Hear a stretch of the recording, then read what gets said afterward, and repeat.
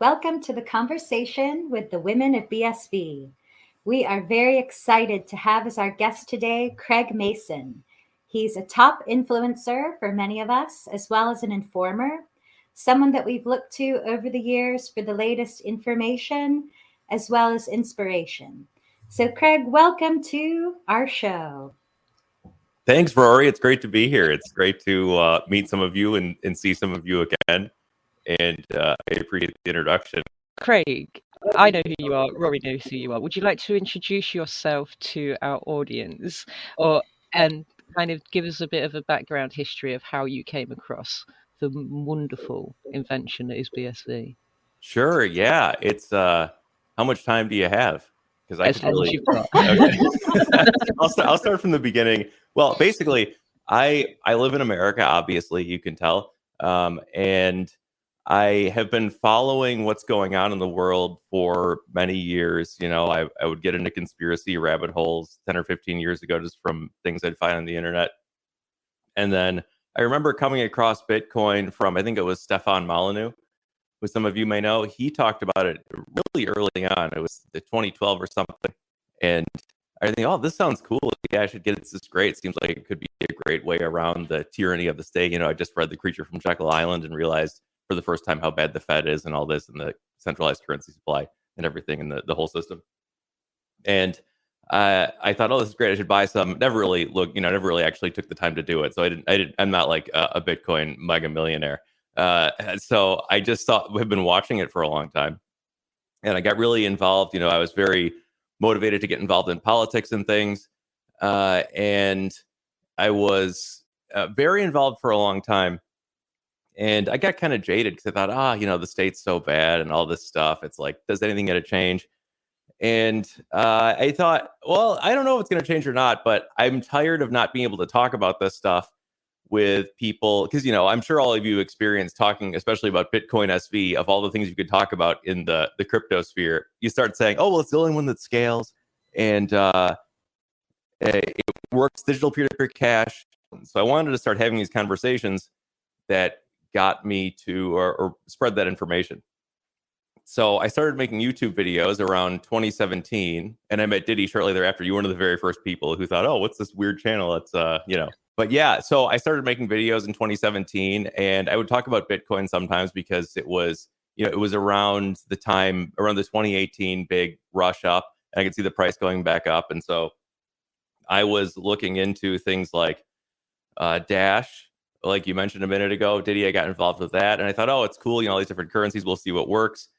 And then there was the big Bitcoin Cash BTC split, and that was a great example in the mass delusion that can happen amongst a group of people when you have a narrative that's being pushed from all directions. Because if you looked at that, it was so obvious that what the people on the BTC side were saying was total, complete nonsense in terms of scaling Bitcoin, and yet they still got the majority of the market share of people following them. And so that was a pretty wild experience, seeing that and seeing this makes no sense. People are going with this just because it has essentially better marketing and really just propaganda. And so I was just talking about that, and then I followed that till the logical conclusion of the same thing happening again in Bitcoin Cash. And I was very bewildered. It wasn't as obvious to me at that time because I'm not a technical, I can do the basics of technical using a computer, Microsoft Excel, the most basic web design. But when it comes to any kind of programming stuff or how the nitty gritty of Bitcoin works, it's mostly above my head. But I remember there was this whole debate about the ordering of transactions. And I remember listening to the arguments and thinking that it kind of didn't make sense what the BCH people were saying at the time. And I found the BSV arguments pretty compelling. And but I was very confused by it. And I remember I've talked to Ryan about this before, but I remember seeing this video that Ryan, I was like on the fence. I was like, I don't know what to do. And then Ryan made this video called "Craig Wright is a Genius with 17 Degrees." You know this one, Rory? I see you shaking your head there. Yeah, I remember that. Yeah. Yeah. And I was like, okay, great. Someone that In a black leather jacket. Yeah. And because I remember thinking like people like Roger Ver, who made some great arguments about the state, and other smart people were saying that, oh, you just have to let it be how it's going to be on Bitcoin Cash. Stop trying to put it in a box, essentially. And it was good to see, not that someone saying something is an argument that it's true. You know, it's an argument from authority to say that's true. But I remember thinking, okay, someone that I've seen make a lot of sense in the past is agreeing with what I'm thinking makes sense.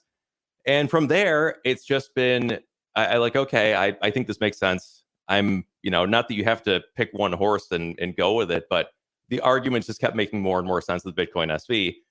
The standard protocol, for example, it's just, I see it everywhere when I see just looking at some crypto news, so-called crypto, they call it now. Not Bitcoin. They never call it Bitcoin hardly ever anymore. And so you see, I was just looking at some news about how in the Ukraine they signed a bill into law to allow crypto exchanges and banks to transact now. And it's like, you look at that and you see we've gone so far from digital peer-to-peer cash because everything is on, once again, another system where you have to get the permission of the government, and these big institutions, maybe not just the permission of the government is important, but big institutions with the on-ramps and off-ramps. And you're not peer-to-peer anymore. You're in these little closed systems. So I just see it everywhere. It makes so much sense. And it's been fun watching since, what was that, November 2019 that it split? Was it 2018? I'm not sure. Does anybody know? I think it was 2018, wasn't it? Okay, December. wow, yeah. It was 2018. Time flies. Yeah. Okay. Yes, I So, know. I can't believe it's been this many years since then. 4 years. I know. I had just quit my job and I was going to go look for a job in the space. And then that happened. 15th of November, 2018. Okay. Yes. You're right. Yeah. That sounds right. And so I just, ever since then, it's just made more and more sense that Bitcoin SV is the only one that scales, the only one for digital peer-to-peer cash. It's the protocol that matters. And the rest, it's going to sound, it sounds like a little bit schizo to say the rest of the space is completely delusional and they just don't see what's coming. But it's so obvious, I think, and maybe I'm delusional, I don't know. But it's so obvious when you look at what's happening here that they are just years behind. I just read an article in the Wall Street Journal on Sunday that was talking about, this code is law idea. It's interesting, but we don't know if it'll work. And it's like, dude, it was years ago. We saw that a code wasn't law with Ethereum when they split the chain and took back a transaction. And it ends up with a centralization of power amongst the developers, which is terrible because that's the same thing you have. Essentially, the Fed board or any of these central banks, they're the developers of the currency, and you're just ending up with the same system. So it just becomes the all of this stuff that, whether you want to say Craig said it or Satoshi said it, or smart people that are evaluating this are saying it's all coming true. And okay, the price of Bitcoin, BT or BSV is it's $74. I don't care, man. I don't care. I really just don't care. It's really fun to watch this, and it's exciting to see where it's going because now it's finally scaling. And so it's been a pleasure to be in this weird section of the internet that's very small, but it's really a breath of fresh air. So that's how I ended up here, and that's why I'm here today, essentially. As long as I've been following you, every Saturday in the morning in the UK, I watch your show. Well, I was watching your show, but I've missed out a few recently. But you always have a Bitcoin section, and it's always, you're always there. You're always promoting it. Ooh, Bitcoin, which is a great little section. So I think there's many people that watch your show, Craig, as well. So I know that you've been on Shem's show here, which was the BSV channel, yeah. and that's how we all ended up kind of basically doing the Women of BSV. Great stuff. Yeah, it's really fun to be a part of this group of people, just interacting with them. I know everyone has their own stuff and business and projects they're working on, but when you just see the things they say about what's going on in the world, it's nice to see that other people are on the same page, because as we were talking about before the show, we're all from different places, we're all from different time zones. There's not a lot of people who are of this mindset that is hyper focused on figuring out what makes sense without worrying about what the narrative of the day is and what people are going to say about what you say. BSV is relentlessly attacked and derided constantly, and probably it's because it's over the target of what actually makes a difference in making humanity better and not furthering the agenda of people who just want to subvert it. So it's great there's other people out there and we can have these conversations, because if not, I know I wouldn't understand the stuff I understand now. So it takes 1% of the square root of a population to affect the magnetic fields of the earth and the global consciousness. BSV is a Okay, small tell me more about community. that. I've never heard that before. That's BSV very is a small community, but I literally think it does have the most coherent vision for the future we all want to see. And that's what it takes when it comes to minds coming together to create something else. Yeah, so that's one of the things that. I've really loved of witnessing, like we were explaining with BSV, is how, this is just all the people that really see the problems for what they are and are the solution finders and creators, and, actually building something else that we can not consent to that and have an option, so I'm just happy to, meet more activists out there that are sharing this amazing opportunity. If we can build what we actually really are envisioning here, it will totally change the world. Totally. So. Couldn't agree more. Couldn't agree. And about building stuff, I think, I was talking about earlier, I was watching Bitcoin since the price was low. And I remember in 2016, 2017, 2018, I thought, oh man, this is awesome. I'm going to be rich, blah, blah, blah. And of course the price goes way up, goes way back down. But it's, about the price of Bitcoin SV being whatever it is, $70 something right now, as we record this on March 16th, 2022.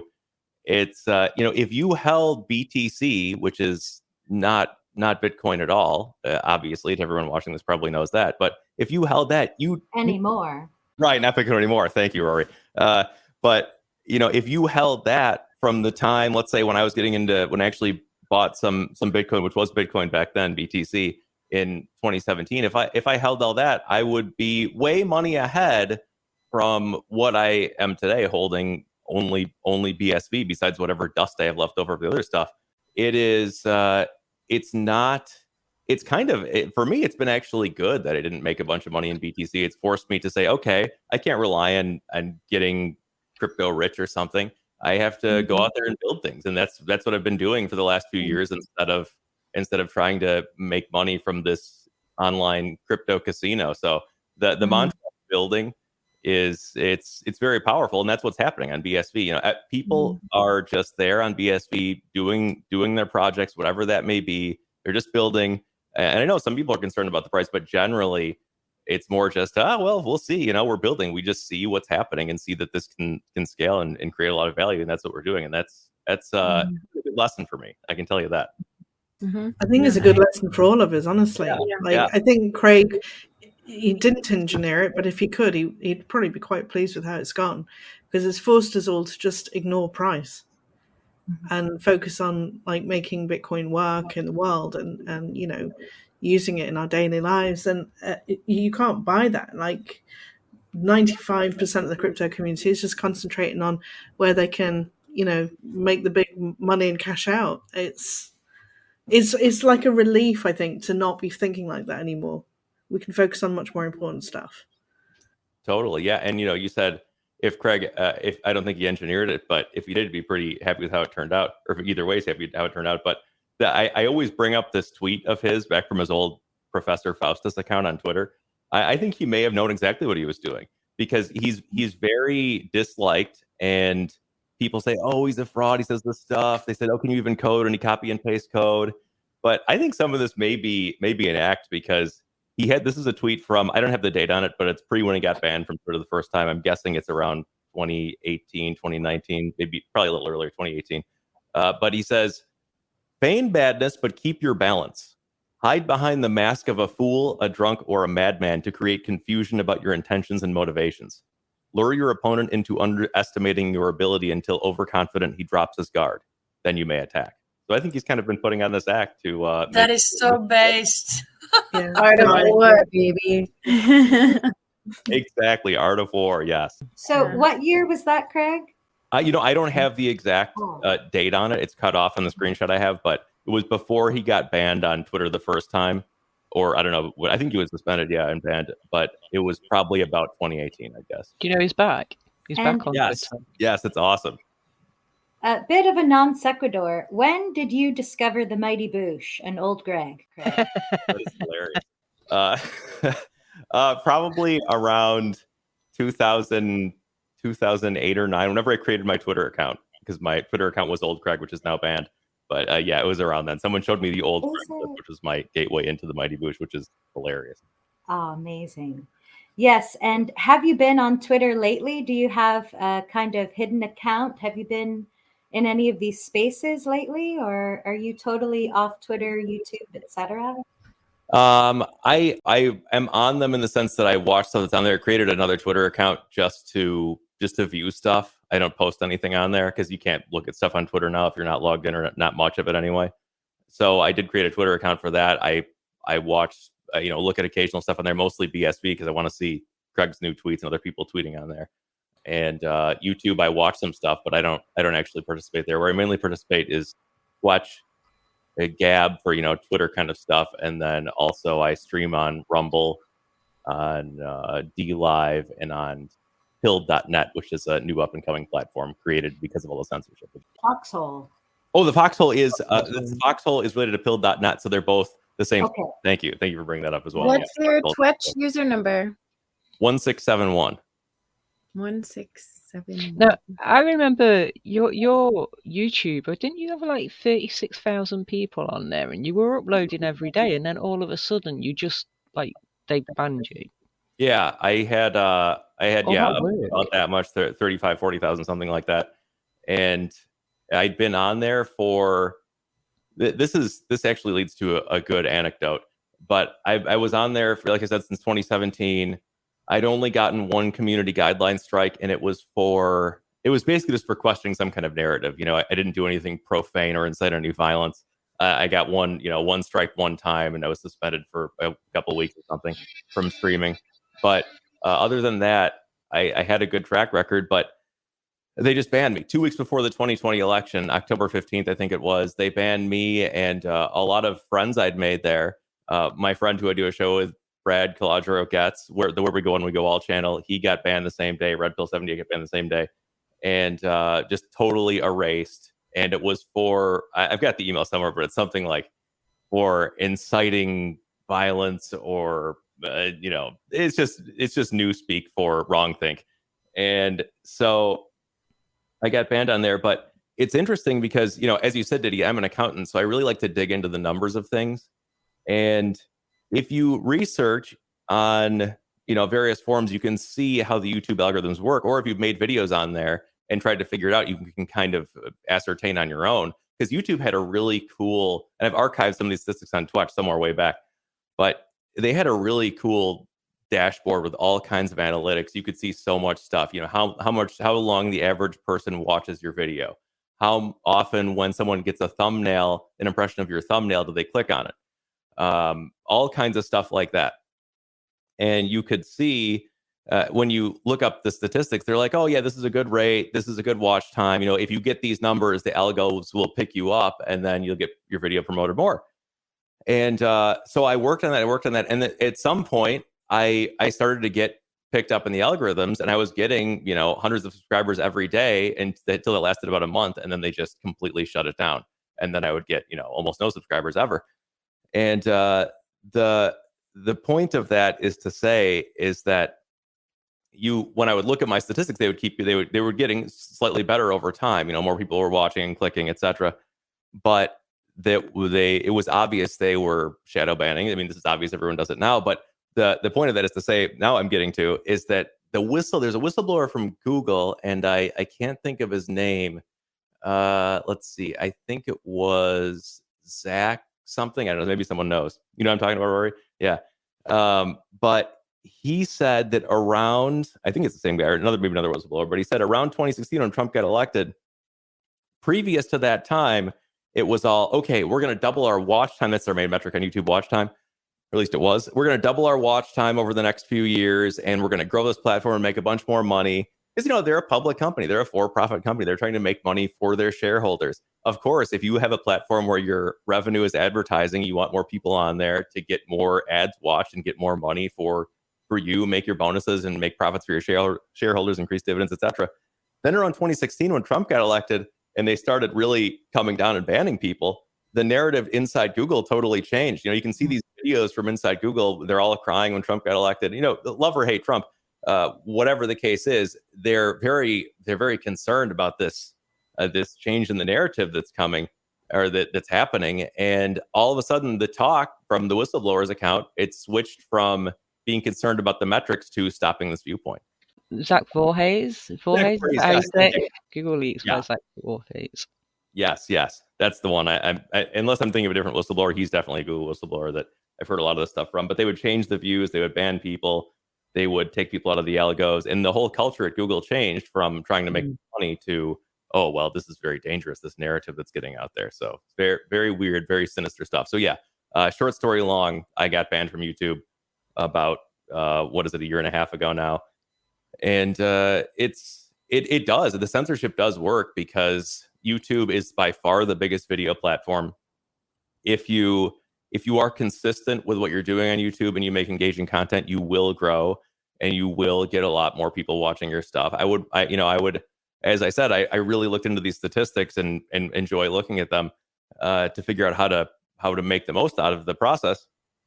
And it's always nice when, like, you were one of the very first 3 people to watch your videos, to then see it as well actually grow over time, and like, oh my goodness, you know. So from a viewer point of view, you know, from my perspective, it was awesome just seeing these numbers grow and grow and grow, and thinking this is cool. And you still always speak to, you know, you make a point of talking to everybody on your live streams as well, which is great, because then you make it so much more of a kind of friendlier atmosphere and a free feeling for people. Yeah, thanks. I really like I really like the aspect of live streaming that you can talk to people and get feedback in real time and have a conversation of sorts. And yeah, it's pretty fun that, you know, you're literally like, when we'd have 5 or 10 people watching, you were one of the ones watching. So yeah, it's pretty funny that we've come this far. But if I may, as a bandwagon fan, I came later. It was after you had spoken out about BSV. And I had thought, who is this guy? I don't know about him. And I was not so sure, you know, because I was more about the BCH. And then after I had seen Ryan's video, and then also just felt very in tune with the whole Satoshi Vision node and the concept of what they were doing, personalities or politics aside, then I did embrace more of the BSV, spirit, but it was your politics. So it was tricky because I saw you and I felt aligned with you politically, but then I felt like on the Bitcoin side. So then after I started watching your show, I just really looked to you on a daily basis, and I loved watching you. You would start up the show and you'd just get your microphone set up. It was really casual. You just introduced me to the entire concept of long form live streaming. You had the disco ball background and I loved it. And then sometimes the producer would try to get you to change it. I forget his name. You had the kind of guy you'd always talk to. What was his name? Oh, Abe, probably Abe. Abe, that's right, Abe Sinclair. Yeah. And he'd always say, get rid of the disco ball. And I'd be sitting there going, no, keep the disco ball. I love it. And then you were banned. And that was really difficult for me personally, because I did look to you, Craig. I looked to your regular live streams on a daily basis for news, information, my primary source of information, as well as inspiration. So during a very difficult time, you were there, and I love you for that. I'm an Uber fan. And then you went to D Live. So I got into watching you on D Live and the Freaking Friday Night Show, or But like you say, YouTube is the main platform. And so it is difficult to log in to new applications. This is a kind of roadblock that I keep finding for myself. I have the best of intentions wanting to interact on a variety of apps, but I don't want to log in 10 different places all in a day when I could be outside taking a walk. Yeah, no, I first of all, thanks, Rory. I appreciate that. I'm glad it was providing value. Because sometimes I think, should I be talking about this stuff? Should I be doing something else? But like you said, you watched Ryan, or you saw me, and then Ryan, and I was inspired by Ryan to talk about that. So it does, and it does. It makes a difference because they have to censor so hard. But to your point that that's kind of a bigger picture too, that they wouldn't clamp down on this stuff, and it wouldn't matter that we knew these things, we were talking about it, if they didn't try. The sign is that they're always propagandizing, they're always trying to censor, etc. But yeah, I totally know what you're saying, Rory. I have the best of intentions too about using other apps, and most people, we're mostly busy. We've got stuff to do, and there's only so much mental fortitude you have in a day. And it may not seem like much to go, okay, well, I'll download a new app and then sign up for it. But really, how many of those things can you do in a day? And how many of those things do you have to do in a day? There's a lot more things that are more urgent than trying to get on a new app, or, more higher stakes. So you got to take care of those. And there's just only so much effort in a day. So yeah, I have the best of intentions too, but same thing, same thing with me. So they know it works. They know. And like you said, it's the main platform. And there's also more people there just on a total gross quantity, that there's people available to find you on YouTube. As I was saying a minute ago, I would watch these people that had YouTube channels who were about the same size and growing at the same rate. And I see, I've seen them, if you're consistent and you keep putting out engaging content, you will grow in the YouTube algorithms. And now I see them, and they're much bigger, and they can make a sustainable business out of it.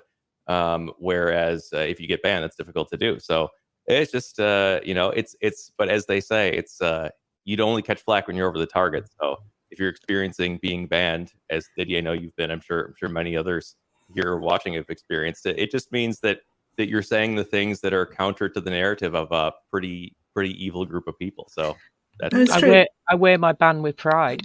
Exactly. Yeah. No. It's like, I want to be friends with everyone that's been banned. Those are all the people that we were trying to streamline their onboarding. And so that was the reason I was trying to make it easy for a person that's been censored, specifically because I wanted to flood the metanet with all that content that they didn't want on the legacy internet first, since we're here first.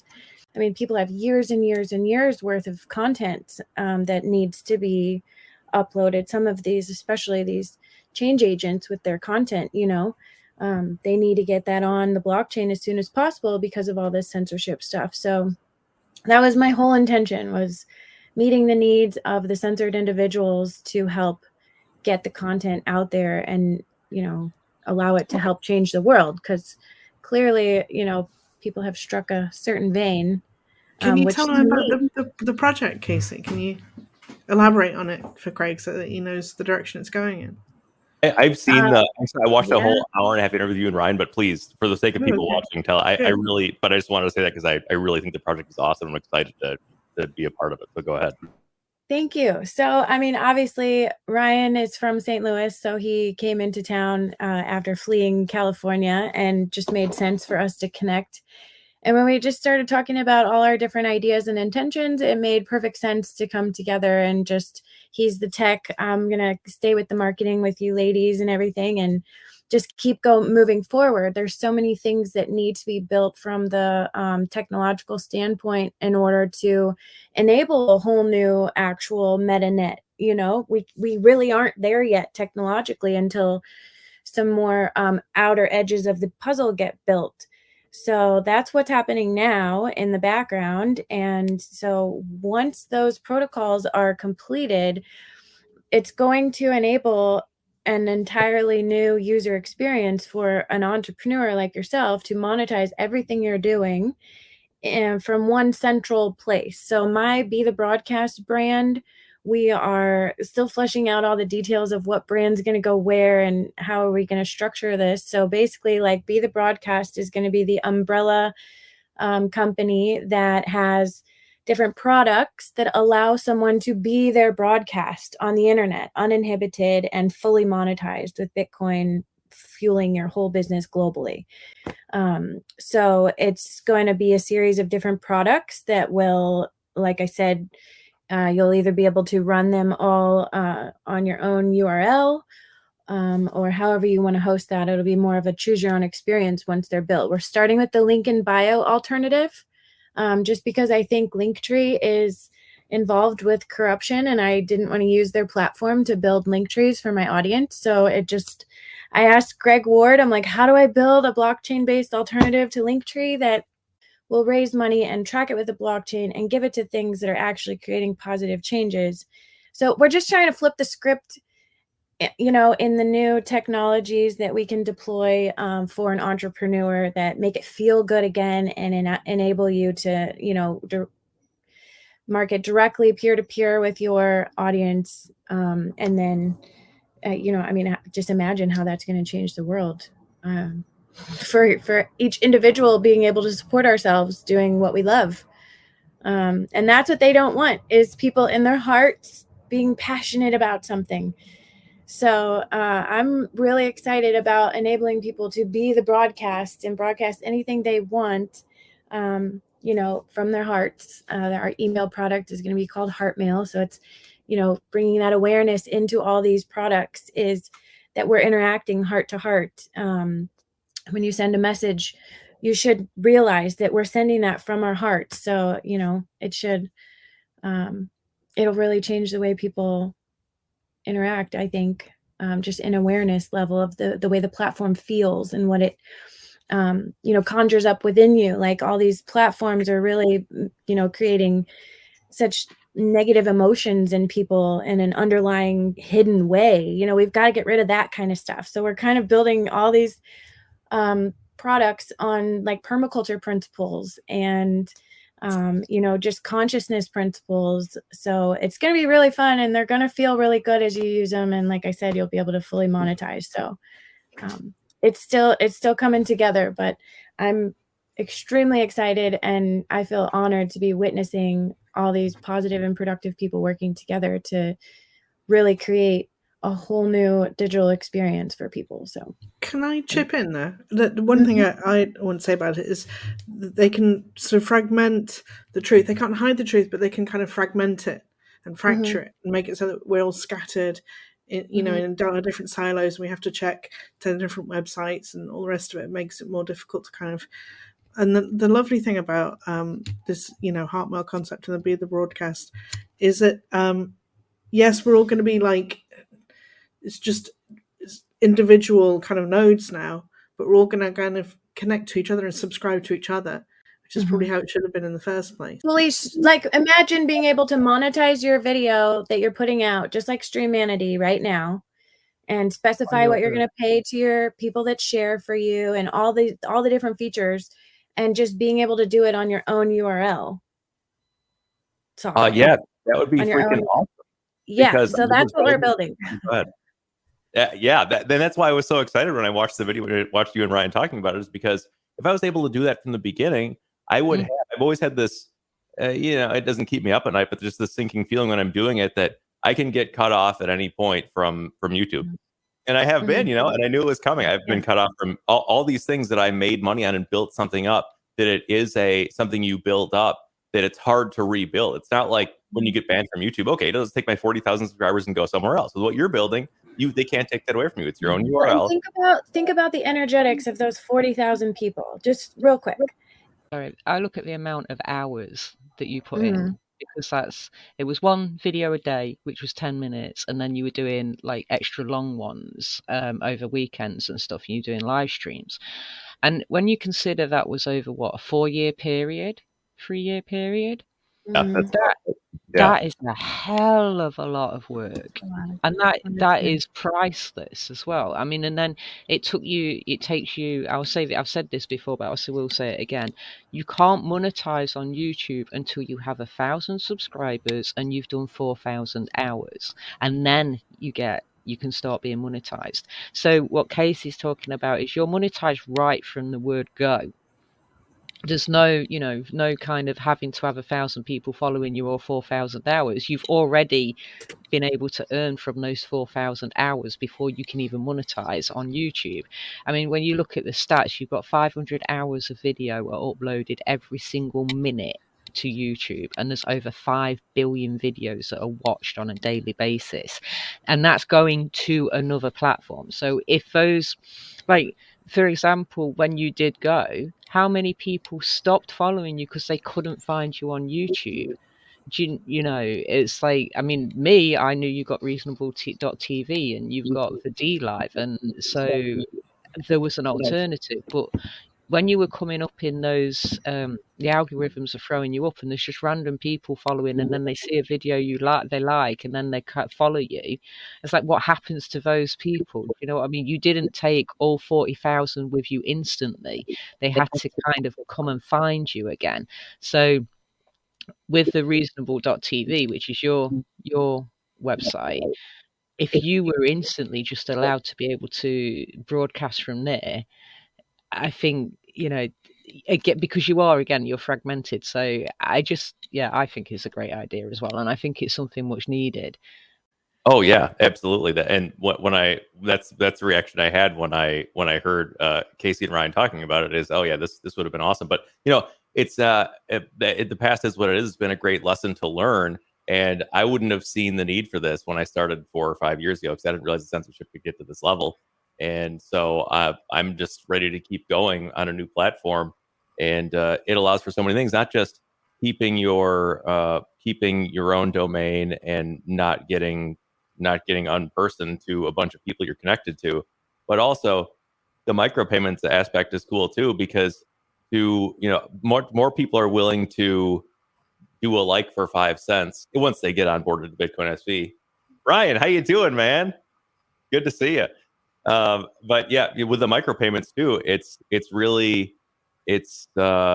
much more. It's going to allow for much more incentives to be aligned, whereas some people don't want to pay a Patreon for $5 a month, but they'll click a like to give you 5 cents, and it really adds up. You know, you were talking about Streamanity. I only uploaded a few videos there, but I forgot about it and logged on, 6 months later, and I had $100 in there, and this is from a few videos of charging people a quarter or 17 cents, or I had one video that was $1 that I think a few people bought. So it really allows for a lot more. So I'm excited for what's coming there, and I'm looking forward to being a part of it.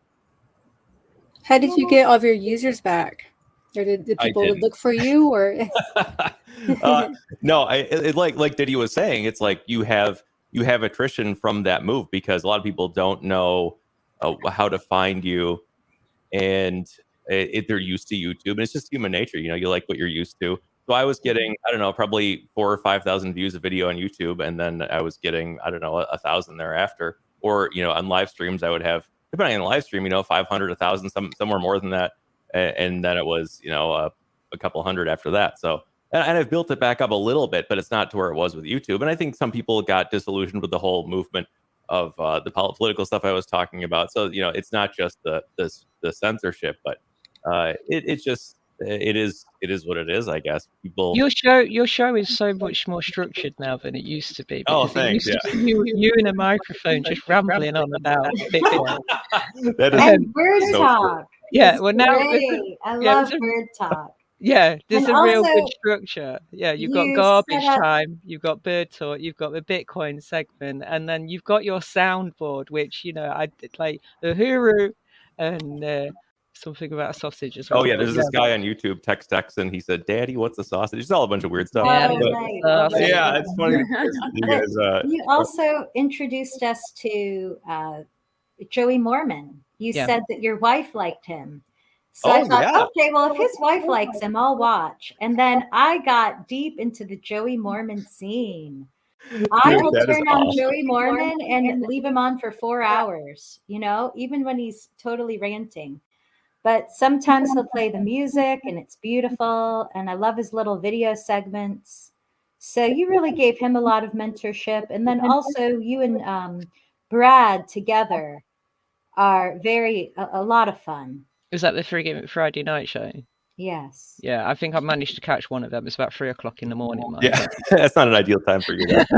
But thanks, Rory. Yeah, I'm glad you like Joey because he's become a good friend of mine. And there's so many people out there that have this amazing creative talent that you only find through this ability to interconnect with people. So yeah, it's really one of the main reasons I started making videos is because I would see people making videos and think, I want to talk to someone like that. I want to talk to somebody who's out there that has these viewpoints and is open to a discussion and can disagree while not getting high stakes or shutting down or something like that. And so I've made so many friends along the way, and that's probably the best part of this. I've been able to have conversations like this that I just previously wasn't having. You also interviewed Craig as well, didn't you? I did, yeah, I did, and I think I'll eventually pretty soon reach out to him again and see if I can again. But yeah, it was a great conversation. I like watching interviews with Craig Wright because he always has a unique perspective on it. When you ask him a question, he really can break it down in a unique way. And I just find interviews with him endlessly fascinating because he has this. It's kind of, it's people say, oh, in Bitcoin SV, you're like this Craig Wright cult. And no, I don't blindly accept everything he says, but he has kind of a very unique mind. He's obviously very smart. He has a unique set of backgrounds, career-wise and education-wise. So he comes at things with a unique perspective. So he's really interesting to listen to and talk to, I think. Are you watching the philosophy class? I haven't caught much of it. I've seen a little bit, but I haven't caught much. Go to Theory of Bitcoin. There is a great philosophy class with Craig and Ryan, and Brendan Lee is now a part of that as well. So that sounds awesome. Highly recommend it. Awesome. I'm definitely going to check that out. Thank you. And Ryan, how is it going with that? Are you busy reading all these gigantic texts or what? Yeah, well, Craig's done a pretty good job keeping it doable. So far it's basically one book per week, and some of them are pretty short. So it's doable. It's not unachievable or something. But yeah, this is why it's going to take a really long time. So I don't know if Craig's aware of what we're doing, but it's this philosophy course that Craig's wanted to teach. I was calling it liberal education, but he decided to call it philosophy. But it's not necessarily what you would think of as philosophy. Some of it is philosophy, but other things are just different aspects of mostly the Western canon. So we're starting with like Greek material, like Aristotle and Plato. We started with Plato. We're on Aristotle now, and we're moving on to some author whose name I can't pronounce right now. But he has apparently 6 years of material to go through. So we're doing like this 6-year-long course covering the entire Western canon and a little bit of the East, basically. The reading list, as I've seen, is basically my undergraduate philosophy degree. With a bit of Shakespeare thrown in there. Well, yeah, with some Shakespeare thrown in, but it's all very familiar stuff to me. I haven't read all of the same books, but I've read a lot of them. So, yeah, it's nice to go through it again after so many years. Is there an HTTP? How can we find the book list? Well, I gave it to Diddy. I've got it. I do have it. Yeah, I will share the book list with you. Whoever would like the book list, please let me know, and I will share that with you. My library card is ready. I think most of them are available online, aren't they, if you go looking for them? He wants it to be such that anybody anywhere can actually, basically, if you have internet access, you should be able to follow along. Yeah, just type the name of the book in by the author and then put PDF afterwards, and you will always get a PDF copy of the book, or just go to YouTube. Because of the 5 billion videos that are watched a day, there is usually a audio book available to watch on YouTube as well. Which kind of burns me, because when I did my philosophy degree, I was having to use the university libraries and obviously buy most of the books as well. And there was always like a race from the lecture hall to the library to get one of only like maybe 10 copies they had of the book. And it was, and then you couldn't write your essay or whatever until somebody had handed the book back in. So, from my perspective, the internet is completely turned the whole experience of philosophy on its head. It's amazing how much information is available for free nowadays. It's incredible, really, how far we've Yeah, but come. you have to have the patience to sit there and read it and not just browse social media. So that's true. And that is the hard thing. No, that is a good point, because I don't know whether I do so well in my philosophy degree now as I did back in the 90s. It's a good You point. definitely got to have the discipline to be able to sit Yeah, and read. Ryan, how do you manage to read a book a week? I'm lucky if I read a book every 2 months. But you've got two Yeah, children. interesting. I mean, like you have to be willing to try to do it. I mean, I've done way more than that in the past. Like thanks to audiobooks, I've done things like I've done as many as 5 in one day. So if you listen to audiobooks and then read a little bit and you do it from the moment you wake up until the moment you go to sleep and you actually try to do it, you can probably do a lot. But I'm not doing that right now. Right now, I'm basically just reading what Craig is saying. So he's created such a great structured list. It's like, well, this is it. I'm going to just study this for the next 6 years, and I'm going to be way smarter in 6 years just by following this. So I don't need to do a whole lot of extracurricular stuff. But if you take like 1 day per week, you do have to do something like that, like set aside an entire full working day basically just to read a book, and you can do that. Makes sense. Seems like a good use and of he's time. they're mostly shorter ones. Some of them are long, but most of them are actually not that long. So some of them are these little short plays, like Antigone is one of them, and Oedipus the King. They're like 2 hours long as a play, so they're not that hard to read. Awesome. That's a good. So what apps do you use currently at the moment, then, Craig? As far as social media or otherwise? Well, on BSV, because there are quite a few. Yeah. Basically, I mainly use Twitch. I use Twitch a lot. I think that's fun, and I sometimes will archive pages on etch.page. Oh, which one? Etch.page. I mean, I knew it from a long time ago. I don't know. I just checked yesterday. It was still working, but I've heard of Arc. Is that one? I haven't used that. Yeah, Arced Bitcoin. I use that every day. Oh, really? So what do you use that for? It's the same thing. I basically just put threads on Twitter on Arced Bitcoin. Oh, cool. I upload things that I want to read on there, like PDF files and stuff, or like i.e. all the information that's coming out about Pfizer and all of the court cases. I upload all of the documentation onto my Arc. What is that web address? Oh yeah. Arc.page, ARK.page.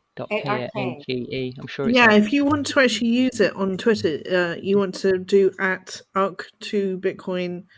Arc to Bitcoin 2, and then space thread if you want to kind of archive as a thread. I use the phone app, but it does need updating, to be fair.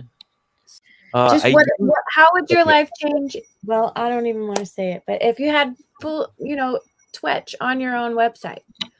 Oh, you dude, okay. Go to your own website to monetize a news feed like that with them, and any other features that we can add in there. But definitely a monetized news feed is something I wanted to allow people to have on their own domain.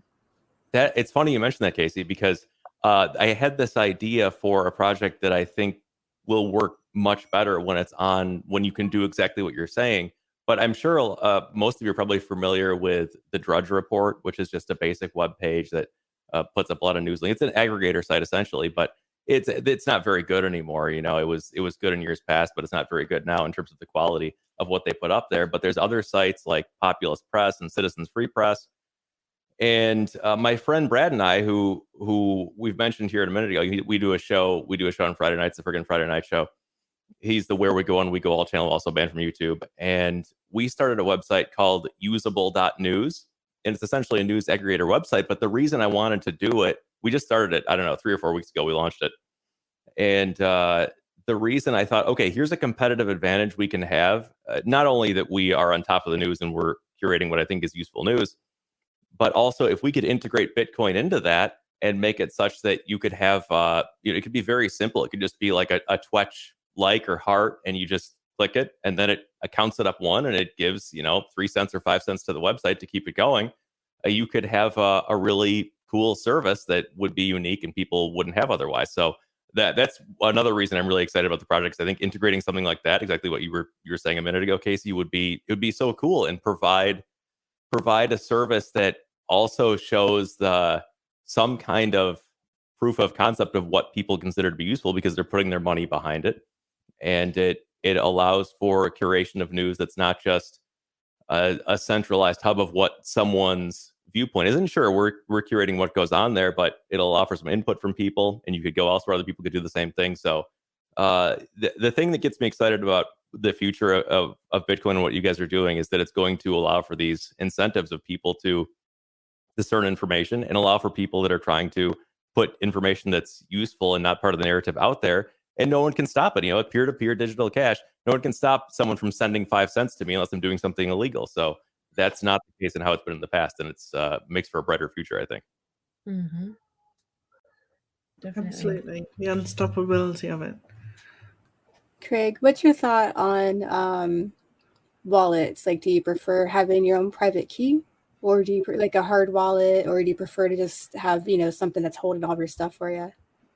I mean, I like both. I like having my own private key for my walking around money, and but I also I don't think Bitcoin should get rid of banks. I just want to be able to take my money elsewhere and not be part of a centralized system that they can just shut me down if they want. I mean, I've been banned from PayPal, which is essentially a bank, and people have been banned. Like Mike Lindell, who runs MyPillow, he got banned from his bank. So I don't want that problem, but I'd pay money for a service that contractually was obligated and insured to hold on to your savings, say in Bitcoin, and they were also contractually obligated to not ban you for unless there's a court order that you're a criminal, then they have to give you your money. So I think that would be. I think I still see a reason for banks, but I like to control my private keys for a lot of stuff too. So yeah, we saw that happen in Canada recently. Everyone had their stuff seized. Yeah, and we're seeing it right now. Currently in Russia, they're being cut off from the global economy, which is kind of a financial war. They're being cut off from the Visa and MasterCard network. And I just saw a story today that the president of Ukraine, Zelensky, signed a bill that is now allowing, it's basically, they call it digital asset, allowing legal trading of Bitcoin and cryptocurrencies. And really what it, so-called cryptocurrencies, really what it does is it just legalizes exchange and banks to do this. So you're just creating another system of centralized dealings. They're running on essentially the old system. It's just on-ramps and off-ramps onto a new centralized system that require these traditional banking codes. So right. So it's hard to figure out, like, how do you do something that's peer-to-peer, but also keep all the big banks away and out of your business, basically. Yeah, I don't know what the balance is. Maybe some of you guys have more thoughts. I couldn't tell you the nuance of it, but I like where BSV is going.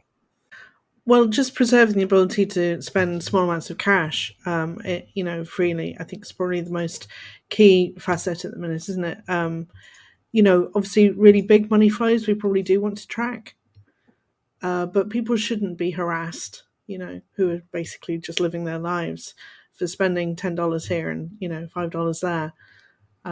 But what's your thoughts on the state of the world currently, Craig? What's the biggest danger you see happening at the minute?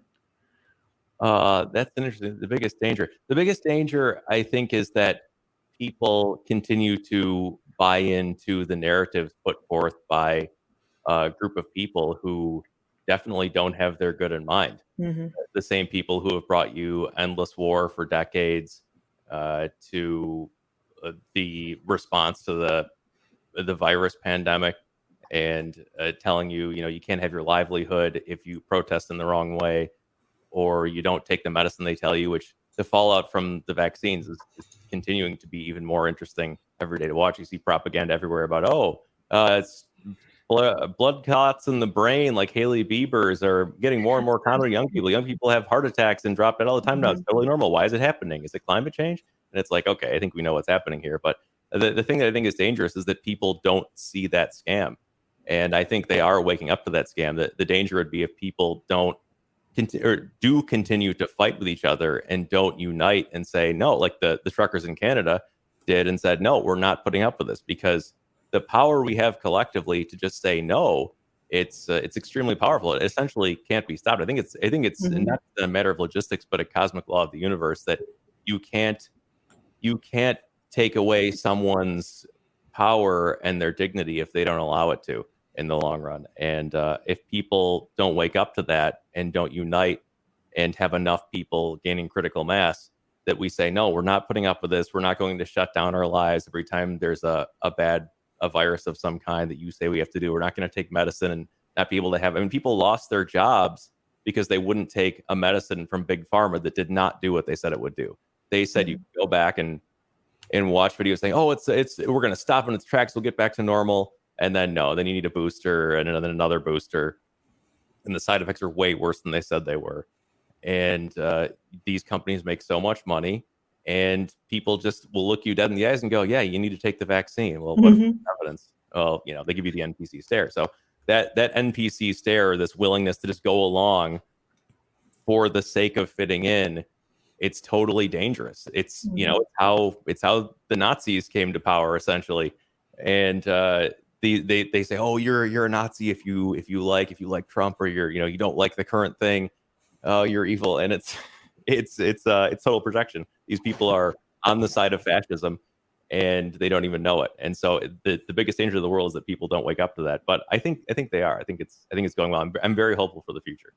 Well, I'm glad to hear you say that the biggest danger at the minute is narrative control and mind control, and basically causing people to split themselves apart. And they seem to make it so they group together a set of beliefs, so that you are either a believer of this set of beliefs or that set of beliefs in every situation, as though there's no possibility for nuance. There's no possibility to have views that cross both groups.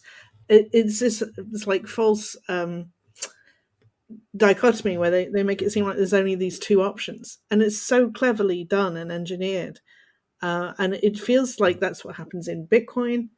Like you're either this camp or you're that camp, and has just been reproduced in every kind of social engineering situation for the past, 5 years. I mean, obviously it's been going on forever, but it's been really, really obvious for the last 5 years, I think. Yeah, divide and conquer. Yeah. Totally. That's what I like about BSV, is that it attracts us all here. So everyone in this room, we all have different thoughts on everything. Mm-hmm. None of us are exactly alike, but we're all here together. Great. And that diversity is so inspiring. That's the power, the Captain Planet power. Because it means that we listen to each other, but we don't follow each other. About the scammers meetings on Twitter Spaces, is that it's all these people that are from various backgrounds, and they meet regularly and have conversations. So it's really fun. It's like a long form podcast or a group phone call. And there will be people that like BSV, that don't like BSV, that like XRP, that like Trump, that don't like Trump, that like the vaccine, that don't like the vaccine, that like this, like that. It's all a big mishmash of people. And people will be upset, they'll be yelling, or they'll be talking constructively. But what's consistent is that people keep meeting.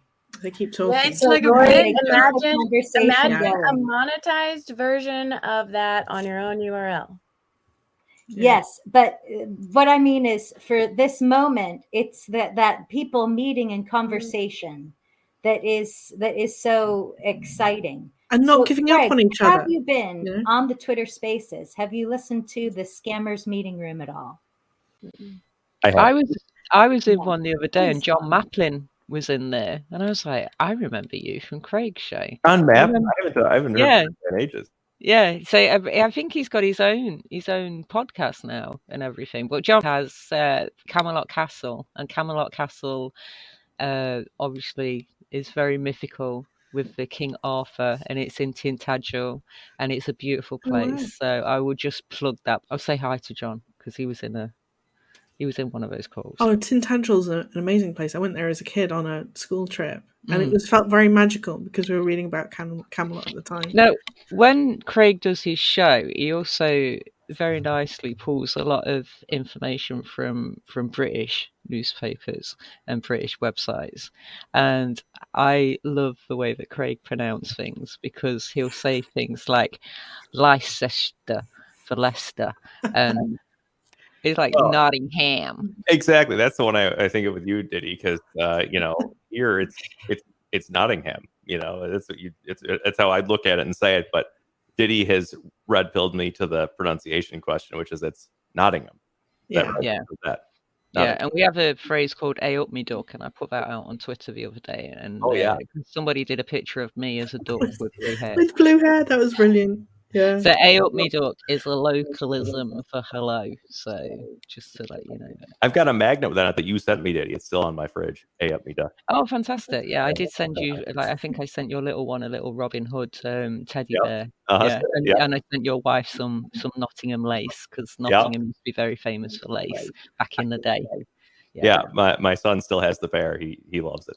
But yeah, I love your pronunciations of things. It always makes me chuckle. Yeah, it's funny because I've listened. Rory, you mentioned earlier the Mighty Boosh, and I think a lot of British comedy is hilarious. And I used to listen to.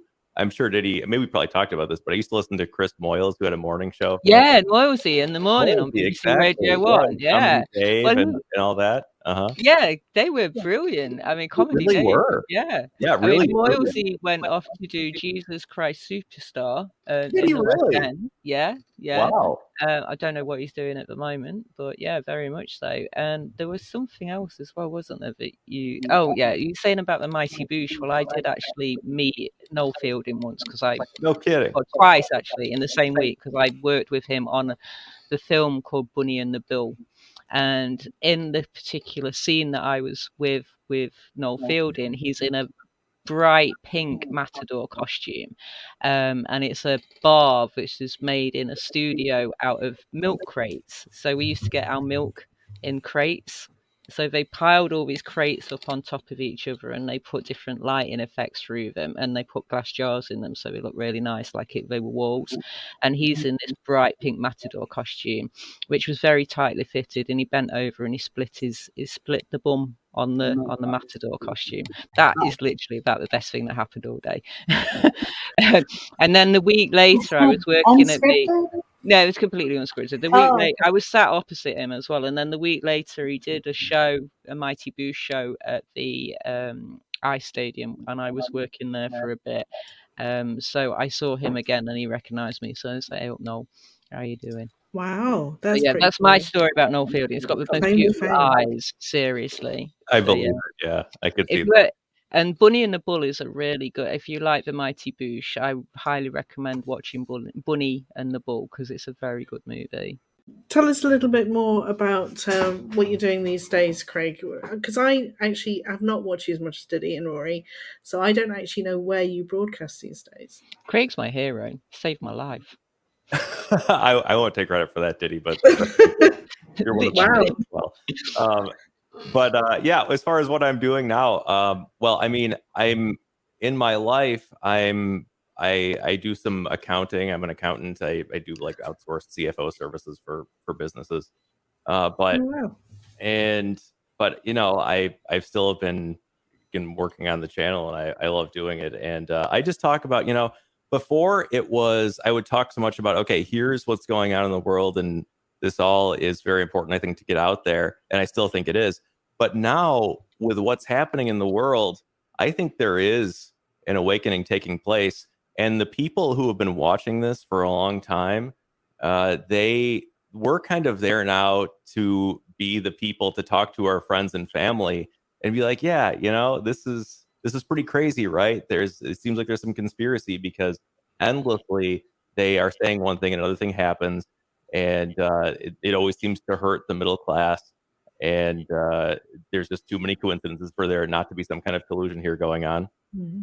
And now I think so many people I talk to who have been watching this for a long time, because it's, they've kind of cornered us off on a part of the internet where there's not a lot of discoverability for new people. So a lot of the people that watch the stream or participate in some way, they've been there for a while, and it's kind of turned into a strategy session of, okay, so what makes sense about this, and what's going on in our lives that we are out there being essentially being the news now. It's like nobody trusts, well, some people do, but so much less than they used to. People don't trust CNN, CNBC, even Fox News has gone totally normie on this whole Ukraine situation.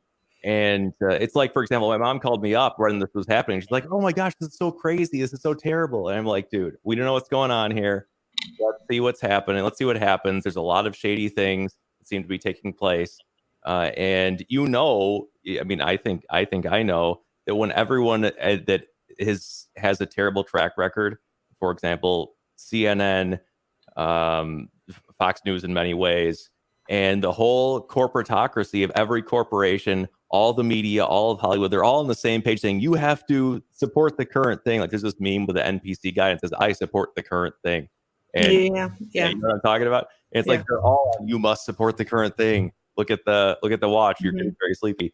And there's something going on there. So I don't know what's going on with Ukraine and Russia, but I know my mom called me up. I was like, okay, a lot of the stuff doesn't add up. Like all this, the ghost of Kiev, isn't this crazy? Or Snake Island, all these people died and they told the Russians to go F themselves and they all died. It was all just totally made up. It was all just on the Spanish news. They were literally playing footage from a video game and saying it was from the war in Ukraine. So the news is fake on a lot of these cases. You should be doing your due diligence if you're a big news outlet to not let that happen on a regular basis or almost ever. And so being there and, I talked to her like, I don't know, this doesn't add up. I don't know what's happening, but it really calmed her down.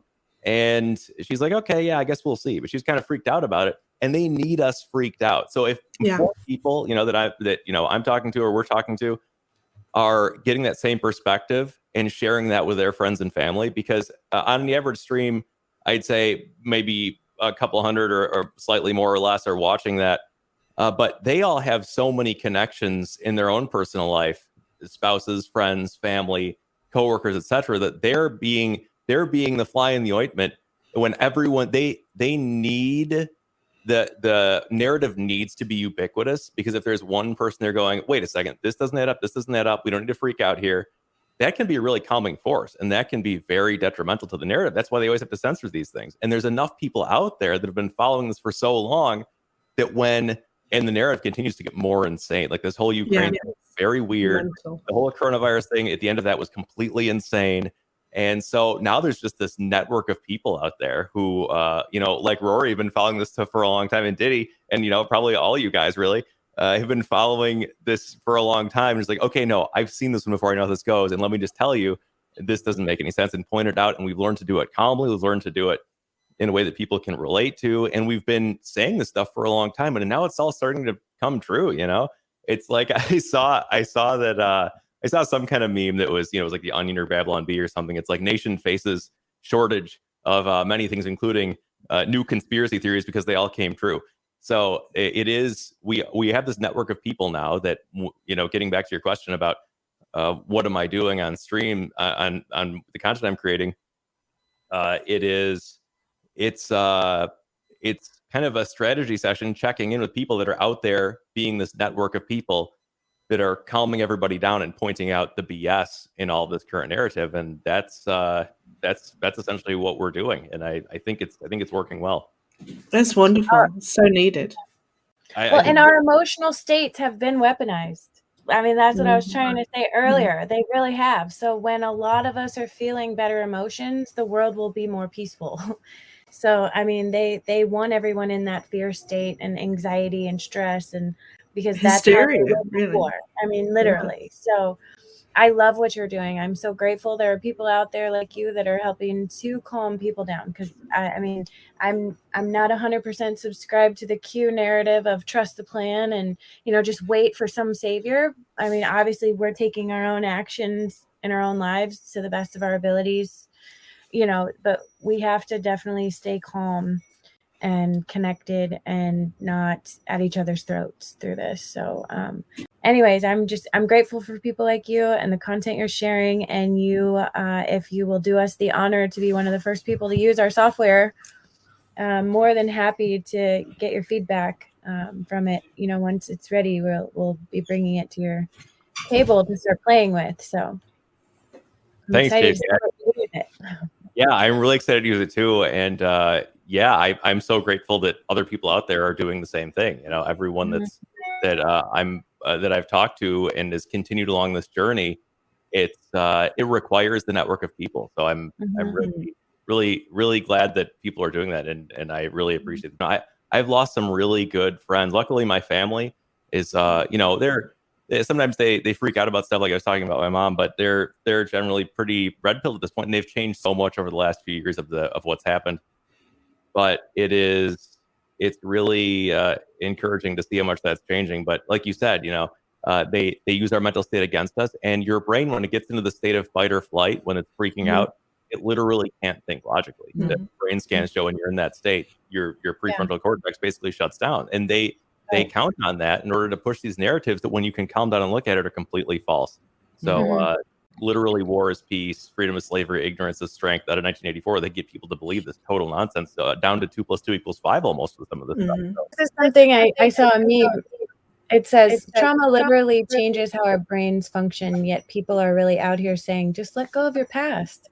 Like, it's really, but there's so many traumatic things that have happened in people's lives that, like, we are not even functioning as a human species should because of the state of the world, our capabilities. And that's what people that are being censored or sharing, is all these dormant superhuman abilities lying within each one of us, that if we can get into a higher consciousness, emotional state, we can activate them. And that's what they don't want us to know. They don't want us to be activated, like that, because then we're extremely powerful and ungovernable, unslavable, Yes, it's really exciting that that's the kind of content that's going to be the first stuff on the metanet, because if I have anything to do with it, sure will. Anything to do with it. Any of us posting stuff on there is already happening. It's already going out there, and I think BSV. Rory, you were talking earlier about how it's a unique group of individuals that can keep talking about stuff. It kind of self-selected for that, because to get to this point, you had to see through a bunch of BS with the BC split and then the BSV split. So it's pretty cool coincidence that it worked out that the most open-minded people who see through the most BS, statistically speaking, are the ones putting stuff on the metanet first. So it gives me great hope. Yeah.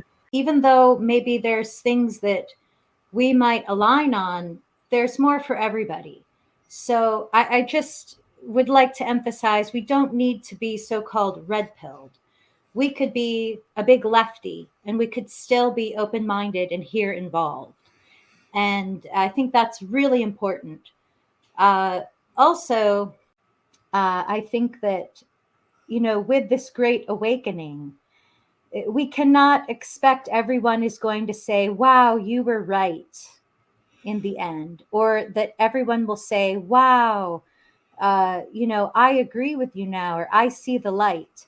I think that it will emerge and everyone will be well, and that's the priority, that everyone is safe, rather than, oh, we told you, and, everybody get red pilled, which I haven't even watched the Matrix movie. So I kind of don't even like that terminology that people keep going on and on about red pills, but that's just my 25 cents.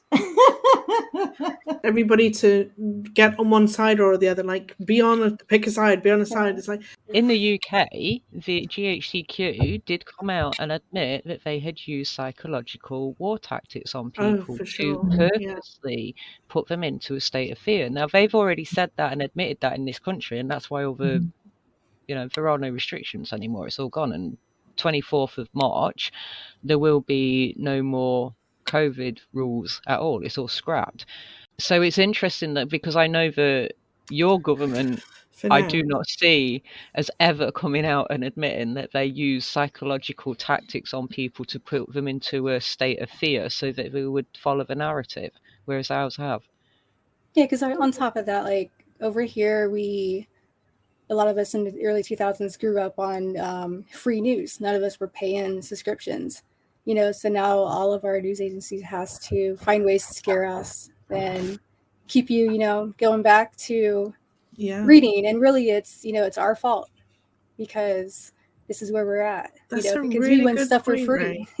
No, that's true. That's so true. And it has to be heightened and overblown, and to get you coming back. And I suppose that's what like Facebook and Twitter and Google have relied on, is the fact that they were free platforms to start with, and then they started with the aggressive advertising, because that was the only way that they could actually monetize what they're doing. Concept. You heard of the 100th monkey thing, Craig? The 100th monkey? Oh yeah, I'm familiar with it. Is that about the type? So that's all we need, is the 100th monkey to come to the table. Not everyone has to go through the actual experience of the awakening. It's just critical mass. We just got to hit critical mass. Yeah, you look at any adoption of a new technology, or you probably can notice the same thing with ideas. For example, if you can see the S curve adoption of, say, for example, televisions, radios, refrigerators. There's always the stages of the innovators who take a long time, and then the early adopters that starts to go essentially parabolic, and then it slows down for the real laggards at the end. But it's essentially the 100 monkey theory. I remember in 2000, I think it was around 2006, because I think most of us here probably remember a time before Google was ubiquitous and you just had every bit of information at your fingertips.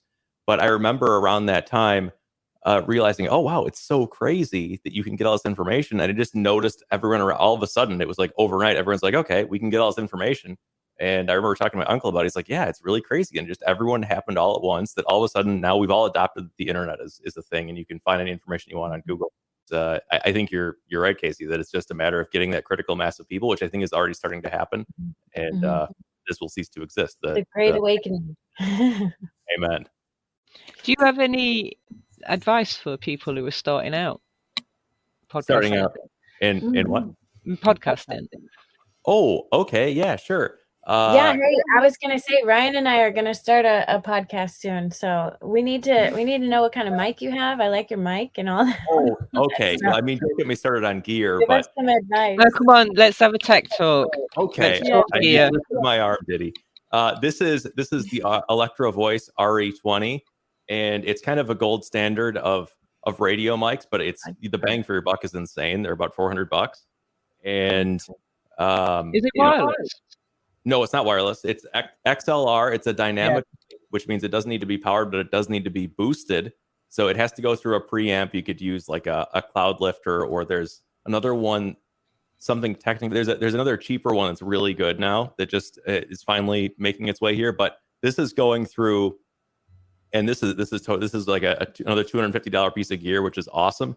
It's a DBX 286S processor, which has a built-in preamp, which is really good. So if you don't have a good preamp, you'll get a hiss. But if you have that preamp, you can get a good sound coming through. It's powerful enough.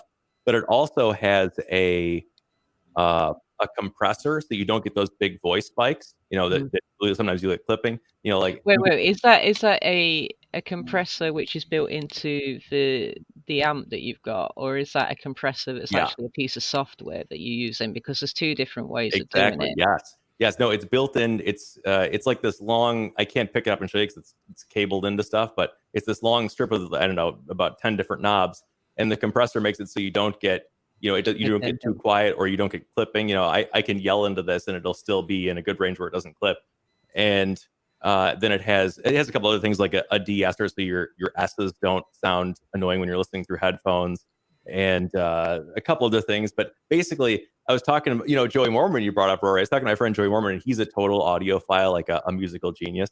And he was talking about, because he's got the same mic, he really likes it. And he was talking about, you just adjust the knobs to intuitively what they sound good. You don't have to know what all it does. So that's all I do. That's the extent of what I know. But yeah, that's my preference on audio. Well, I have to say about Joey Mormon, I listened to this speech about John Dee on YouTube the other day. And the professor was saying, oh, and this is, of course, blah, blah, blah, blah, blah. And he had that same accent that Joey uses on his bumpers. Uh-huh. Oh, this is, of course, blah, blah, blah, blah, blah. And I was like, this is great. But yeah, Joey Mormon is really something to watch. Oh, yeah, man. He really is he's an artistic genius and a musical genius. And you can listen to his music on Spotify. His band is the Glib, THE, and then Glib as in the adjective glib. And it hardly has any listens, but I listen to it all the time, not just because he's my friend and I like him. It's just really good, nice music, and he's working on more music now. But he's artistic and he does great stuff. But anyway, the audio stuff, that's my audio rant. I really like this setup, and it's great bang for your buck if you want to. But you can also, I filmed my first, I don't know, 10 or 15, no, not 10 or 15, like hundreds of videos on the ones I filmed outside of outside on just a lavalier mic outside, like a $20 lavalier mic into my iPhone, which works pretty well. It's just a matter of, you can use a lav mic, and you just make sure you get the level dialed in, and then you level it out later and when you're editing it. Or I also used like a $25 condenser mic running through the same USB mixer I've been using for years. And you just make sure the levels are adjusted how it sounds good, and it's not too high and not too low, and you can get a decent sound. But you can watch all kinds of videos on YouTube about how to do this if you're. What camera are you using? It's just a Canon mirrorless camera. It's an 80D, and it's pretty good. Again, a Canon mirrorless camera, or you can use Sony or the other ones. You can look up reviews for these, but you can get a lot of bang for your buck with those too in terms of a good picture quality. So yeah, that's pretty. You'd have to use. I think a lot of them now, the newer ones, you can plug right in to your computer. It'll just go in. But I've got a Camlink. Elgato is the brand, and the Camlink to get it in, so it's pretty seamless. Rory's heading out. I didn't realize she was going. That's why she. Okay. Yeah, she was saying bye, Craig. Oh, sorry. Bye, Rory. I didn't realize that. I was on a gear rant. This is what happens. Yeah, what's your soundboard? The soundboard is it's an old iPad. Have you got it with you? Oh, is it? Yeah, it's not plugged in at the minute because it hardly will hold a charge. I have to charge it all the time, but it's just an old iPad that is on its last leg. But it's just a soundboard software that is obsolete and I can't update. And it updated itself and got rid of most of my sound, so it's kind of really on its last leg. But I just need to get another tablet. There's on the Android OS, there's good ones, and on iOS, there's good ones too. But yeah, have you got any you can give us a demo of? Yeah, I gotta find the cable. If you want to give me 1 second, I'll find the cable and I'll plug it in. So good. So I was looking at this Focusrite, which has got a nice microphone, a preamp, a mini MK3 MIDI keyboard. You're really geeking out here, Diddy. I know. I like it. Yeah, but you see, years and years ago, I did used to have a whole theatre where I could go and play with microphones and Bose speakers and lots of cables and wire them up and wire orchestras up and do shows and play with knobs and buttons and sliders and compressors and gates and things. But when you don't use them day in, day out, a nice lighting board, full theatre set, stage, fly bars, rigging, etc. Counterweight in. Hanging on to. I suppose that stuff takes up a lot of space as well, right? Yeah, it does. I had a full lighting kit. I think I told you about, which was for when I was doing stuff with a reggae band, and I had like about 36 par cans, which are band lights basically, and I had short nose and long nose par cans and a big stand, stands and everything, and used to carry them around, and they're quite heavy after a while. What are you drinking, Craig? It looks like a smoothie or something. Classic. Oh, it's just iced coffee. Ah, iced coffee. A big thing. Of coffee, yeah. So is that the Toast of London classic case? No, that's actually Super Hands from another British show called Peep Show. So how come you got so geeked out on British TV? Because it's funny. It's funnier than it's funnier than anything I think America's put out. Pretty much, all my Seinfeld is probably a pretty good comparison in terms of comedy value, but Peep Show and Mighty Boosh are two of the best shows of all time, and Toast of London as well, which are all three British shows, in my opinion. Yeah, we there's a different sense of humor as well for us. I mean, so Craig just gives a few tips on actually how to get the algorithm to notice you and pick you up and show you to more audiences. I know YouTube's banned you now, but how did you work it back in the day? Was it all clickbait? Yeah, the main thing today is to avoid saying vaccine, let's see, New World Order, deep state, any of that stuff. So we may have to put this on BitChute. Yeah. But yeah, as far as the things in the algorithm on YouTube are what they look for is, one, they reward consistency, so you have to be consistent to grow it in the long run. And then the main things are click-through rate, which is every impression you have, what percentage of people actually click on your video. And so, you want an engaging thumbnail and an engaging title. That's where, clickbait, the term, comes from. I think you can have a happy medium between being like clickbait, total schlock, least common denominator content, and just trying to make an engaging hook, you could say, for people to want to click on your video. Like, if you try and think about what's the cool thing, like the bottom line takeaway from your video, and put that in an engaging format with a nice thumbnail that makes it look professional, and you can Google tutorials on how to do that, and you can figure out your own style and stuff. Or if you have a graphic designer that who was the graphic designer here? Was it Ruth or Ray? Okay, Ruth. Yeah, exactly. I'm sure you can make some great thumbnails. So that kind of stuff. And then in the video, just getting people engaged right away. You could put like what do they call it? A sizzle reel at the beginning where it's it shows like a little clip. Yeah, exactly. And then it moves in with some kind of engaging intro. And then also you'll notice in TV, like on the news, say Fox News, they're always changing the viewpoint, or in a movie they're changing the viewpoint every 5 seconds or so. You don't have to do that necessarily, but that if you think about changing the viewpoint to keep it engaging, show from this angle, show a graphic on the screen when appropriate for more condensed videos. That really goes a long way to keeping people engaged. Production value. Yeah. Exactly. Production. Yeah, you can really sum it up with good production value. But like I said, there's tutorials on YouTube for all of this stuff. And do you have a green screen behind you right now? I do, yeah. Uh-huh. Yeah, I love how it looks like it's got depth, like you're in the theater of Pepe the Frog. Yeah, I just took this meme off some image board somewhere, and I've always just used it. Really good meme. We've all got our popcorn ready. Something is definitely popping off. So no doubt about that. Yeah, no doubt about it. Well, I was going to say we did. I mean, like kind of doing the live streams and things. We're trying to spice things up a bit, and we did the music night, which went down actually quite well. It was good fun as well. Yeah. It's like 2.5 hours of a lot of musicians just talking and playing music and talking BSV and stuff. So that was interesting because now you can put music on chain with Relay X. So I've got 2 tracks, and I mixed 2 tracks last night after I'd finished talking to Ruth about something or another. But musicians now are being able to actually upload their music, as well as artists being able to upload art. So that opens up a great new avenue, I think. Yeah, I'm excited to see, especially when more people start adopting Bitcoin and are willing to, or able to buy music on there. Like, you should get Joey. I was just going to say, because Joey, I'm sure a lot of people would support him because he has great music. But one of the, I was thinking similar along the lines of what Casey was saying a minute ago for what you guys could do.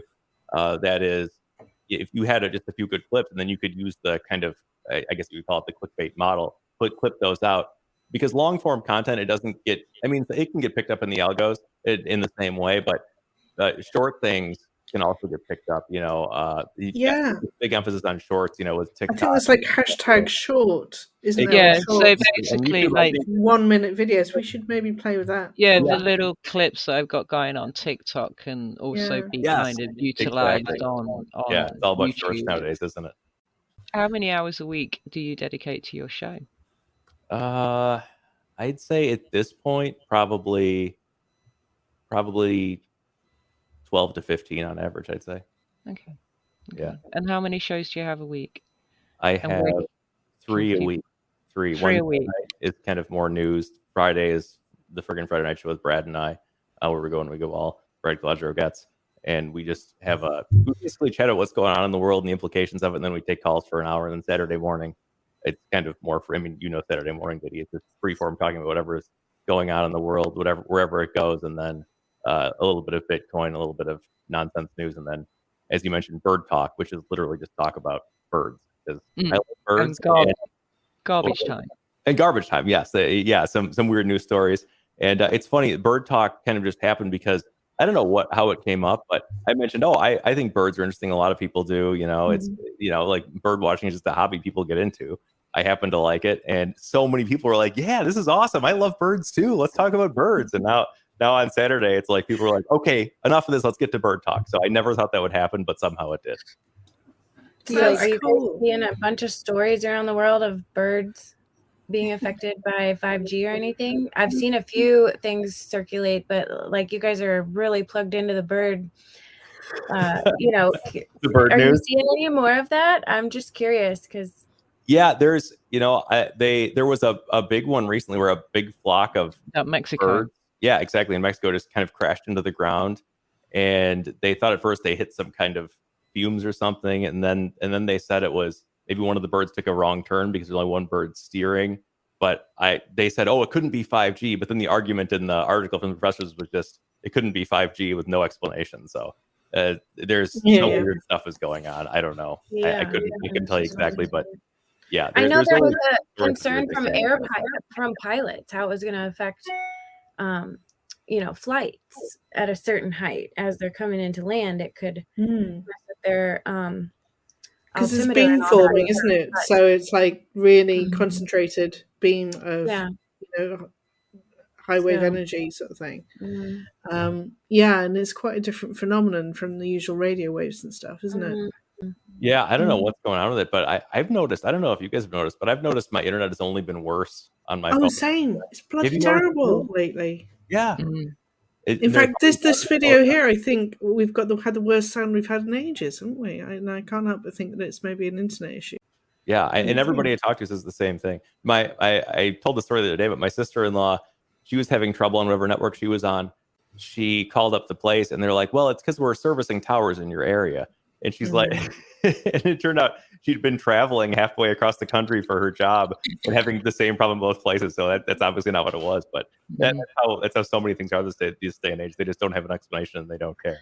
Well, if we don't think that this whole COVID, Ukraine cabal against humanity fight involves 5G, like that's definitely part of the thing. And I don't know if you heard about that whole potential of, Donald Trump's uncle getting access to Tesla's technology after he died, and that it just so happens that a Tesla tower appears in Texas during Trump's presidency and presidency. And there's all this talk about how at the last minute the 5G stuff could be turned into more of a Tesla thing instead of a weapon. I mean, I don't know if you've heard anything about that in the Resistance Alliance narrative, but I've heard little murmurs of things. I really believe that is 5G is totally a weaponized technology, and I'm like, how do we get away from that if it's everywhere, and especially if they're beaming it down from space, if that's like literally microwaving the waters of our bodies. So I'm hearing a lot of people on Twitter lately, Casey, last 2 days talking in the UK about feeling really poorly, headaches, smelling smoke the whole time for no reason. Yeah. Oh, I've just noticed the same thing. And so many people I talk to, I've been feeling like these just weird little micro sicknesses, not like full on colds, but just I feel really down. And probably people feel the same way. I think a lot of people are experiencing it. Well, 60 hertz is the worrying factor about 5G, because that's where it actually depletes oxygen cells or something. Yeah, knocks the oxygen molecule off the red blood cell, I think. Yeah. There's something about airplanes too, if it goes over a frequency that I read that was new. I don't remember though if it was 5G. Well, I don't feel sick, but we don't have many airplanes here, so. Well, yeah, no, I think their chemtrailing is like crazy at the minute in the UK. I mean, it's just overcast every day. And it always seems to move with the sun. They're like blocking out the sun. Yeah. I've got a friend in Texas. He's constantly sending me photos of chemtrails. Like, look. No, fine. That's the thing. It's like a 360-degree assault, isn't it? Like, there's no direction from which you're not being attacked. I feel. Did you see recently, because there's a sandstorm coming from like Saudi or wherever, and it's like Europe has been covered, but the French Alps, which people are skiing on at the moment, literally look like sandbanks. Do they? Have you seen the picture? No, I haven't seen that. Yeah, that's not amazing. Good. Seems weird. So apparently someone got really triggered when I mentioned John Lamb Lash and the Sophianic myth that he talks about. They've been like tagging me on Twitter and saying all kinds of stuff, but literally, so the Nag Hammadi text, if you go to YouTube and you put in the myth of Sophia rendered by a living Gnostic, this is the part 1 and part 2 interview of John Lamb Lash describing the Sophianic myth, which is like the most suppressed myth on the planet about the creation of Earth and human species and life on this planet and all that stuff. It's so beautiful of a story. And it speaks about the archons and how they are created and how they control our solar system. And like the Earth, the sun, and the moon are not a natural part of our original solar system here. So it's the story of that creation and the creation of the Earth, and it's fascinating. And I'm not doing it any justice trying to share the information about it right now, but like I said, out of all the, you know, myths that Craig is talking about with philosophy, Greek, you know, like all of our past history, all the different cultural myths, right? This is the most suppressed one. And the documents, the Nag Hammadi texts are also extremely suppressed. So this is the only scholar that's actually talking about what the full picture, the full story is without being bought and paid for by the establishment, you know, that usually deciphers these texts and stuff. So he was ostracized from the scholar community. And anyways, his content is absolutely fascinating, and it has completely changed my worldview on the war that we are facing and the attack that we're under and who's doing it and why. So I've never had a better explanation of how this is happening from a more like cosmic perspective. Since you asked about good space conspiracies, this is a really good one. And like I said, it's when you start talking about it in public, a lot of the naysayers will come down on you for it. So you obviously know there's some truth in there somewhere if they're trying to, you know, censor people that are talking about it. So that's exactly the kind of stuff I was looking for. His website, nemeta.org, nemeta.org. You can't even post it on Facebook or Twitter. It's completely blocked, even in Messenger. Wow. So, yeah, that's his modern day mystery school of these ancient teachings. It's completely blocked. So, if Zuckerberg doesn't like it, I want it. Yeah, they call this stuff crazy, and they call you a schizo and stuff. But why do they censor it so much if there's not some truth to it? Exactly. So, yeah. I got the interview here. That's what I was looking for, Casey. Something like that. Some rabbit hole. It's amazing. You'll enjoy it, and I would love to talk to you after to hear what your feedback is, because it's like one of those life-changing bodies of information. It really is. So. Yeah, it sounds similar to Mark Passio has a similar. You guys are familiar with Mark Passio? He has a similar. Yeah, he's the natural law guy. It sounds along the same line. You know, cosmic abandonment. David Icke, and him talking about the reptilians and the archons. He literally got this content from John Lamb Lash. Wow. There's also a video on YouTube that you can look up where John Lamb Lash is calling out David Icke. Hey, why are you leaving out the entire part of the story about Sophia? Because she created the archons. In a cosmic event, which is described in that story. It's so amazing. So if you've ever looked up Akari insects, how a spontaneous blast of energy can create these insects, that's the archons.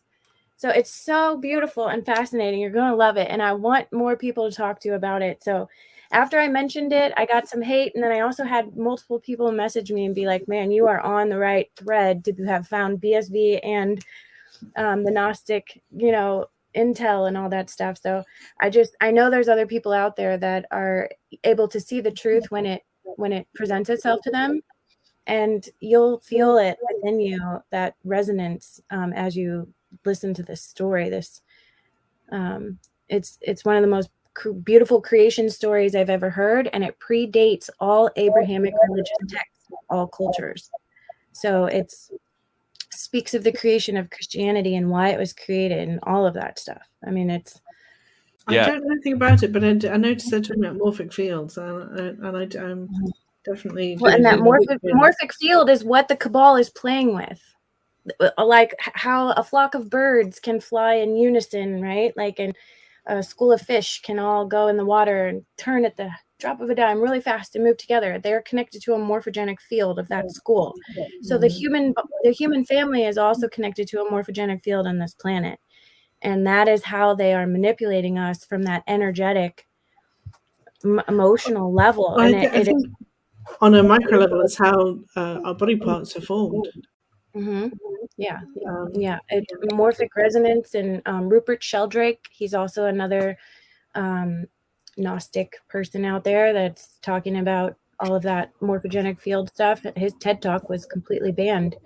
Anyways, yeah, I love talking with people like you, and I look forward to hearing some feedback if you think that was a profound experience to take that in that myth and, you know, fit it into your worldview now of like, okay, this might explain what's going on from a really cosmic perspective level. So Oh yeah, people they'll definitely come for you if you talk about it. And this stuff a few years ago I would have thought it was all crazy, but you look into it and there's a lot of it like you said, you integrate it in your worldview and stuff starts to make more sense. And I also look at what they push in the mainstream narrative. They always push, oh, this is all crazy. There's nothing out there. There's no way we have any contact with other civilizations. Maybe someday we will, but not now. And it's just pushed everywhere in the mainstream, in schools and universities, and in the Hollywood and media. And they'll give you some glimpses with Hollywood, but not that they want to make you think it's all fiction. But it's refreshing to be in talking to people like this, like you're saying, Casey. Talk to people like this because in Bitcoin SV again selects for people like that because you would be able to cut through the BS of the multiple splits and all the propaganda, and you just have to be able to keep an open mind as well. Exactly. They don't teach people to do that, and it's kind of a lost art, but it's coming. Ray's got a friend that she's said UFO group. Yeah. You want to tell us about him? His name is John P. Timmerman, and this was a long time ago where I lived, my hometown, Lima. He ran a big UFO group, and he actually was friends with Alan J. What's his name? Hynek for what is it called? Project Blue Book. And he interviewed people all over America at malls. This was like in the 90s. And he would, get all these stories and put them together in a book. And eventually after he passed away, they transcribed everything. Because for a while, like it was just cassette tapes of people talking about their stories of abductions and what they saw. But the interesting thing about him is that he was a skeptic. And I like just with BSV, like it brings everyone together because there's always truth to, all these stories that we hear. But anyway, yeah, he has a lot of good interviews in there. I think there's a couple people in there that used to work at NASA, but they're really old. But it's definitely worth like checking out. It reminds me of like old shows you find out late at night, on cable TV. Yeah, there's so much stuff out there that when you talk to people that are into this kind of stuff or anything else, I find that my co-host and I on the Friday night show we do, Brad, he's like a wealth of information, but all the time he'll bring up something I've never heard of. I'll bring something he's never heard of. It's just like this endless, and this stuff you guys bring up I've never heard of, but there's just this endless supply of information that's out there to be discovered. And it's just, we have had so much truth hidden from us, and it's that's why we're gonna start a podcast, and we're gonna start interviewing all the people that have the suppressed content that we're onboarding to these technologies. That sounds so good. It's gonna be a really freaking good podcast. I'm just saying. And you won't get banned from YouTube. And we'll have it on our own domain. So yeah, it'll be fully we'll be the first ones with a little army of people like you to deploy this and just keep morphing it with all the user feedback to be just something that I'm so excited to be a part of, just the solution, being able to change people's lives so much. Like, it's just like, I feel honored I'm glad I was putting myself out there, even though it wasn't perfect and I didn't really know what I was doing. I was just trying to do something to, help share truth and use Bitcoin and whatever. And it just like has evolved into such a cool position that I feel Like, you know, we're actually Very are exciting. creating change. Yeah. Cool. Thank to you meet so you. much for coming on, Craig. You're absolutely fascinating. I'll have to go back and listen to your shows now. So I'm looking for you on DLive is the main place, or your own website? Where am I? DLive, Reasonable TV. I'm on there. Reasonable.tv. You can find all the links there. I'm on Twitch. 1671 is my user number. And the other website I just started with my friend Brad is usable.news, the news aggregator website. And yeah, it's been really a pleasure and an honor to be here with all of you. I really enjoyed the conversation. Well, you're definitely an honorable woman of BSV now, for sure. Thank you. Did he invite that man to the Slack immediately? Nice. I Thank you. will. It's really, I really enjoyed it. Thank you for having me. Great, thank you. Well, come back any time and tell us more, interesting, weird stuff. We're here for it. Fantastic. Yeah, that sounds great.